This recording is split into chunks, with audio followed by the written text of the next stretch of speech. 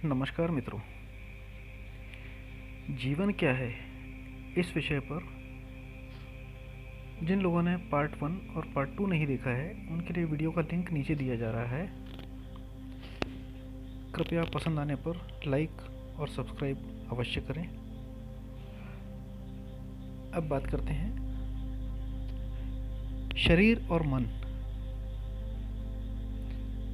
ये दोनों ही मुख्य हैं इस जीवन को चलाने, जीवन का उद्देश्य निश्चित करने और उसे पूरा करने में।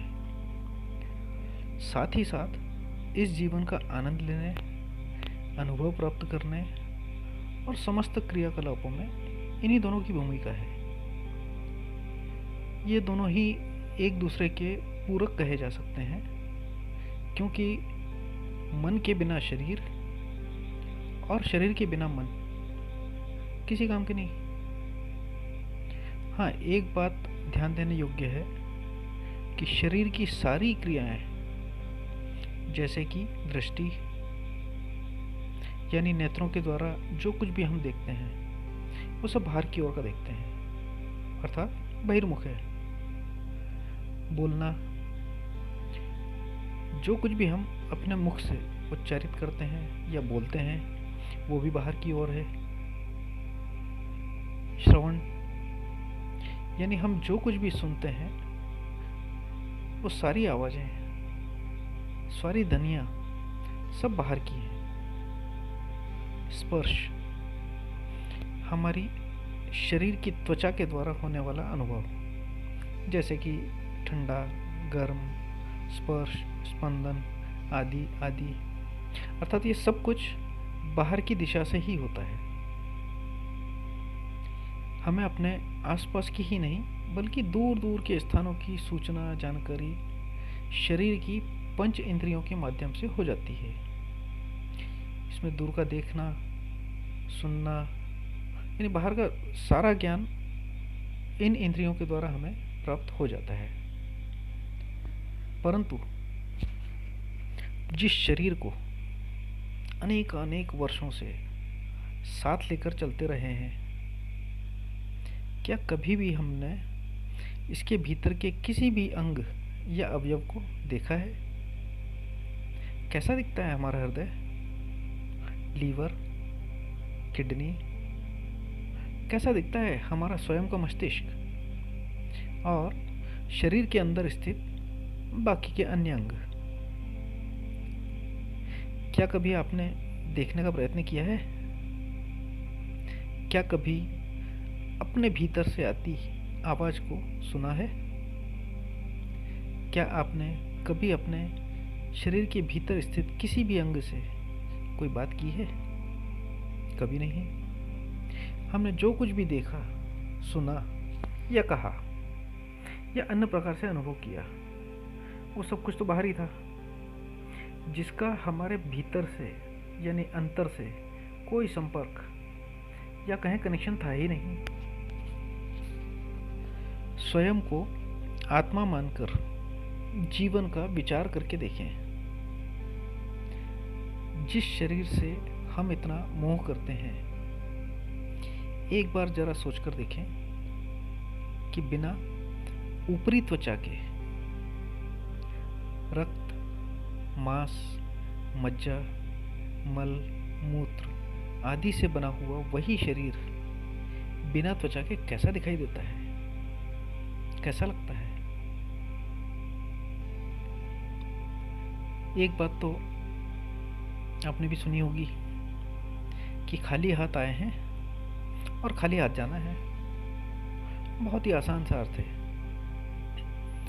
कि यहाँ आने के बाद यहाँ की वस्तुओं, सुविधाओं आदि का उपयोग अपने उद्देश्य पूर्ति के लिए करना है और फिर उन सुविधाओं को यहीं पर छोड़कर आगे बढ़ जाना है।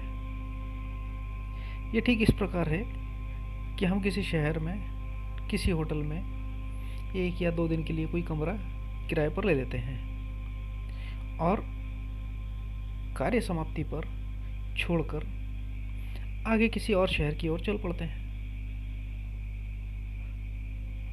परंतु अधिकांश लोग इसे ही यानी होटल के कमरे को सब कुछ मानकर 100-200 वर्षों की व्यवस्था करने में लग जाते हैं, मानो अब सदैव यहीं पर रहने वाले हैं।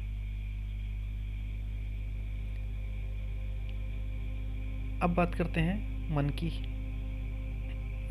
मन के दो भाग होते हैं। पहला चेतन मन, जो हमारी जागृत अवस्था की सभी गतिविधियों का संचालन और नियंत्रण करता है, जिसमें हमारा 5 इंद्रियों के अनुभव से लेकर सभी प्रकार की जो गतिविधियां हैं, सोकर उठने से लेकर रात का सोने तक के जो भी गतिविधियां हमारी हैं, वो सारी हमारे चेतन मन से नियंत्रित होती हैं।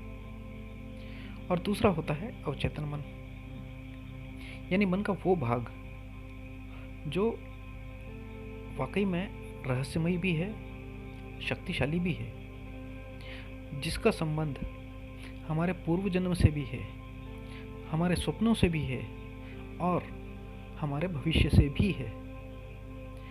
मन के समान तीव्र, तीक्ष्ण और अति बलशाली समस्त संसार में अन्य कुछ भी नहीं है। मन की शक्ति से असंभव लगने वाले कार्य भी संभव हो जाते हैं।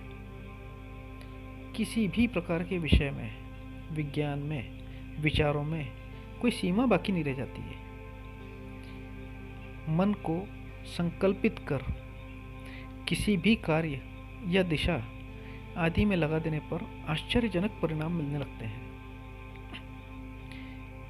मन की गति किसी भी सुपरसोनिक विमान या मिसाइल से भी कई गुना ज़्यादा तीव्र है। मन तो क्षण भर में हजारों किलोमीटर दूर पहुंच भी जाता है और क्षण भर में लौट भी आता है। मन अपना स्वयं का कल्पना लोक भी बना सकता है। आधुनिक काल की अनेक खोज मन की कल्पनाशीलता का ही तो परिणाम है। हमारा मन ही इच्छाएं उत्पन्न करता है और फिर उन्हीं इच्छाओं को पूरा करने में भी लग जाता है, और इसके लिए नए तरीके, नई विधियां, नए रास्ते खोजता रहता है। एक इच्छा के पूरा होते ही तुरंत कोई नई इच्छा उत्पन्न कर देता है। इस प्रकार ये क्रम लगातार चलता रहता है और मनुष्य इसी मायाजाल में फंसकर पूरा जीवन समाप्त कर लेता है,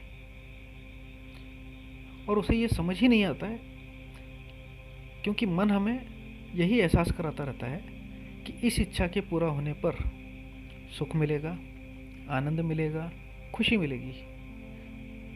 परंतु जैसे ही एक इच्छा पूर्ण होती है, वो नई इच्छा के पीछे भागना शुरू कर देता है। अर्थात ये प्रक्रिया लगातार चलती ही रहती है। मन की प्रचंड शक्ति को नियंत्रित कर पाना इस संसार का सबसे मुश्किल कार्य है। इस मन में उठने वाली भावनाएं, विचार, आवेग, उद्वेग आदि को शांत करने के लिए हजारों वर्षों से प्रयास होते रहे हैं। अनगिनत मानवों ने सामान्य जीवन छोड़कर योगी, सन्यासी बनकर, संसार में रहकर या इसे त्याग कर मन पर नियंत्रण करने के लिए वर्षों वर्ष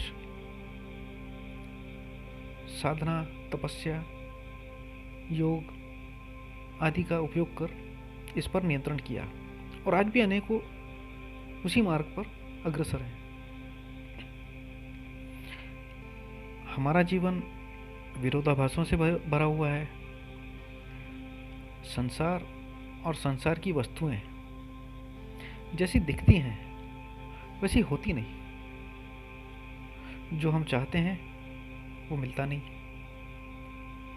जो मिलता है वो स्थायी नहीं, जो स्थायी है उसका भोग नहीं कर पाते, जिसका भोग करते हैं वो स्थायी सुख या शांति या खुशी नहीं देता।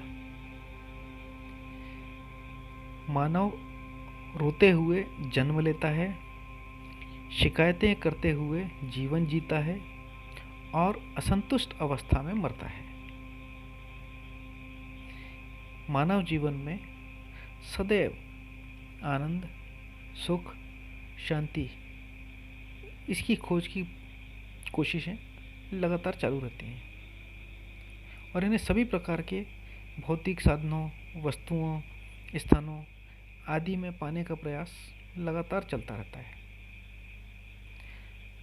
परंतु भौतिक रूप से प्राप्त कोई भी आनंद, सुख, शांति कभी भी स्थायी नहीं होती है और ना हो सकती है।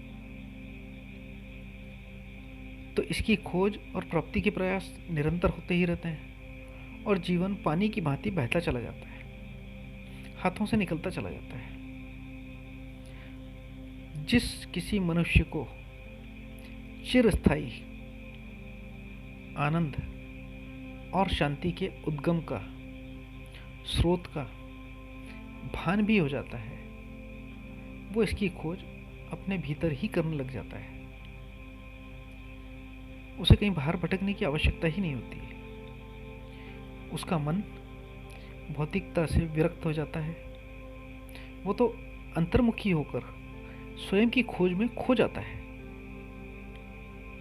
मनुष्य का शरीर स्वयं ही अपने आप में पूर्ण रूप से सक्षम है अपने आसपास के वातावरण के अनुसार समायोजित करने में, किसी भी प्रकार के रोग आदि को स्वयं ही ठीक करने में और स्वयं अपनी वृद्धि आदि के लिए सक्षम होता है।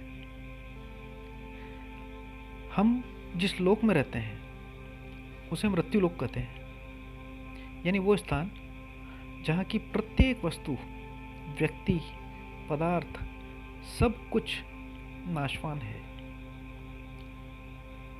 अर्थात प्रत्येक का अंत निश्चित है। ये स्थान एक मोड़ की तरह है, या आप उसे कह सकते हैं एक टर्निंग पॉइंट की तरह है। मनुष्य यहाँ से अपनी आगे की यात्रा के मार्ग का चुनाव करता है। चुनाव किस प्रकार का? दिशा तय करता है। ऊर्ध्व दिशा यानी उच्च के 7 लोक। ये कौन से होते हैं? भूलोक, भूवलोक, स्वर्लोक, महरलोक, जनलोक, तपलोक और सत्यलोक। इसी प्रकार से नीचे के 7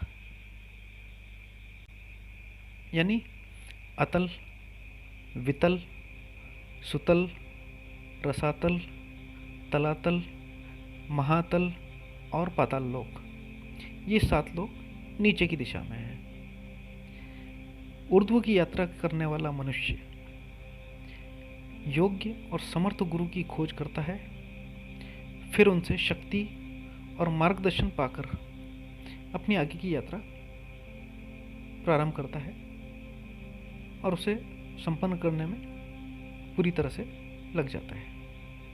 इसी प्रकार वे मनुष्य जो अपना मार्ग निर्धारण करने में विफल होते हैं, इस संबंध में अज्ञानता के कारण या आलस्य के कारण या किसी अन्य कारणों से अपना मार्ग निर्धारण नहीं कर पाते हैं, वे या तो पुनः वापस मृत्यु लोक में जन्म लेते हैं या फिर नीचे के किसी लोक में पहुंच जाते हैं।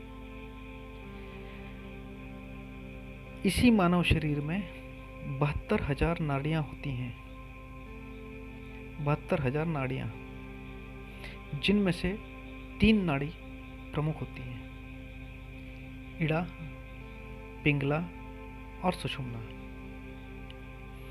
इसी प्रकार 114 चक्र होते हैं, जिनमें से 7 चक्र प्रमुख हैं, मूलाधार, स्वादिष्ठान, मणिपुर, अनाहत, विशुद्धि, आज्ञा चक्र और सहस्त्रार चक्र। चक्र यानी इन्हें पावर सेंटर या शक्ति के केंद्र कहा जा सकता है, जो पूरे शरीर को ही नहीं, इस शरीर से जुड़ी अन्य ऐसी भी चीज़ें जो दिखाई भी नहीं देती, जिन्हें हम शरीर के द्वारा भौतिक रूप से अनुभव भी नहीं कर सकते, उन सभी का कनेक्शन, उन सभी की शक्तियों का संचालन इन चक्रों के माध्यम से होता है। इस संबंध में कुछ विस्तृत जानकारी हमारे आगे के वीडियो में आप तक पहुंचेगी। आज के लिए विषय को मैं यहीं पर विराम देता हूं। धन्यवाद।